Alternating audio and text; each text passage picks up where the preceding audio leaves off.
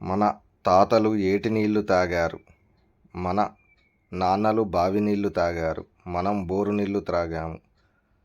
మన పిల్లలు ప్లాస్టిక్ బాటిల్స్లో నీళ్లు తాగుతున్నారు. తర్వాత ఏంటి? నీటిని వృధా చేయకండి, భావి తరాలకు కన్నీటిని మిగిల్చకండి. ఇష్టంతో చేసే పని శక్తిని పెంచుతుంది, కష్టంతో చేసే పని శక్తిని తగ్గిస్తుంది. కాబట్టి చేసే పని ఏదైనా సరే ఇష్టంతో చేయడానికి ప్రయత్నించు. ఒకరి కష్టం మీద బ్రతకకుండా తమ రెక్కల కష్టాన్ని నమ్ముకొని బ్రతుకుతున్న వారు జీవితంలో ఎవరి ముందు తల దించకుండా తల ఎత్తుకొని జీవిస్తారు.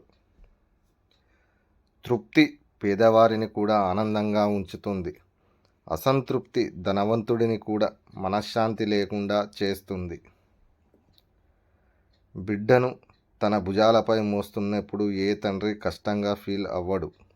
కానీ తనకు కష్టం వచ్చినప్పుడు మేము ఉన్నామనే ధైర్యం బిడ్డలు ఇవ్వనప్పుడు తండ్రి మనసు చాలా బాధపడుతుంది. పెళ్ళి అయిన ఒక 30 ఏళ్ల కుర్రాడు ఒకరి కింద కూలీగా మారి పనిచేస్తున్నాడంటే రేపటి రోజు తన భార్యని మహారాణిలా చూడాలి అని కాదు, తన కూతురిని మహారాజు లాంటి ఒక అయ్య చేతిలో పెట్టాలని.